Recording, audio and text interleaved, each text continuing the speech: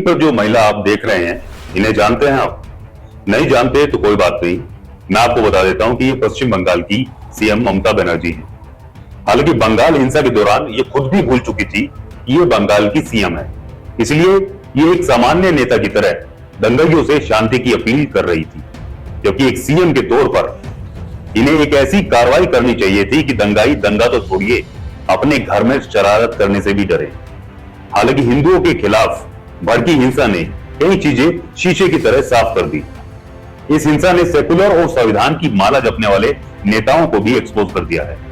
एक चुप 100 को हरा देता है, ये कहा तो आपने सुनी होगी, लेकिन बंगाल हिंसा के दौरान नेताओं की चुप्पी ने दंगाइयों के हौसले बढ़ा दिए और हिंदुओं की मुसीबत भी। सैकड़ों की तादाद में हिंदू अपनी जान बचाने के लिए अपने घरों को छोड़कर पड़ोसी राज्यों या जिलों में शरण ले रहे थे, लेकिन सेकुलर का ढोल पीटने वाले ये नेता अपने बिलों में डूब के बैठे थे। वहीं कुछ तथाकथित सेकुलर नेताओं ने हिंदुओं के खिलाफ भड़की हिंसा को जस्टिफाई करने की कोशिश की है। ऐसे ही कुछ नेताओं का आप बयान सुनोगे तो आप गुस्से और शर्म से अपना माथा पीट लोगे। कांग्रेस के वरिष्ठ नेता सलमान खुर्शीद ने हिंसा को एक्शन का रिएक्शन बताते हुए कहा, देखिए एक्शन का रिएक्शन होता है, मुर्शिदाबाद के अंदर भी एक रिएक्शन है और इसके लिए भारतीय जनता पार्टी जिम्मेदार है। आप अगर किसी के मजहब पर जबरदस्ती हमला करेंगे तो उसके नतीजे कुछ भी निकल सकते हैं। अब इन साहब से कोई पूछने वाला हो कि 11 अप्रैल को जब जाफराबाद में उपद्रवियों ने एक 72 साल के बुजुर्ग और उसके 40 वर्षीय बेटे को घर से खींचकर बेरहमी से हत्या की, तो इन मरने वाले पिता पुत्र ने किसके मजहब पर हमला किया था? ये तो किसी के घर पर हमला करने नहीं गए, उल्टा उनके ही घर पर हमला किया गया। हत्या करने वालों में खुद उनके पड़ोसी इंजमामुल हक भी शामिल था। वही सीएम ममता बनर्जी ने वक्फ संशोधन अधिनियम को राज्य में लागू न करने की घोषणा करते हुए कहा, हम इस कानून का समर्थन नहीं करते हैं, यह कानून हमारे राज्यों में लागू नहीं किया जाएगा।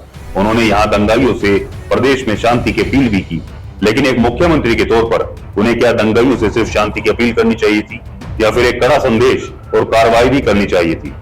जय श्री राम के नारे पर भड़कने वाली ममता बनर्जी अपने ही राज्य में हिंदुओं पर हो रहे अत्याचार और हिंसा के खिलाफ गिड़गिड़ाती नजर आ रही है। ऐसा नहीं है कि बंगाल में हिंदुओं पर यह अत्याचार पहली बार हो रहा है। देश आजाद होने से पहले 16 अगस्त 1940 को डायरेक्ट एक्शन डे का ऐलान कर जिन्ना ने हजारों हिंदुओं को बंगाल में कटवा दिया था।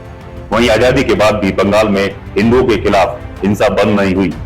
2021 में पश्चिम बंगाल विधानसभा चुनाव के बाद भड़की हिंसा में हिंदुओं को फिर से निशाना बनाया गया। 1 लाख से ज्यादा लोगों ने जान बचाने के लिए असम में शरण ली। ध्यान देने वाली बात यह है कि बंगाल में हिंदू की आबादी 70% है, वहीं मुस्लिम आबादी 30%। बहुसंख्यक होने के बाद भी हिंदू शरणार्थी के तौर पर भटक रहा है। एक रिपोर्ट के मुताबिक हिंदू आबादी बंगाल में लगातार घट रही है, वहीं मुस्लिम आबादी में इजाफा हो रहा है। मुस्लिम आबादी में अप्रत्याशित बढ़ोतरी के लिए बांग्लादेश से हो रही घुसपैठ को भी जिम्मेदार माना जा रहा है। वहीं टीएमसी के कई बड़े नेता इन अवैध घुसपैठियों को आधार कार्ड बनवाने की बात खुलेआम कहते नजर आ रहे हैं।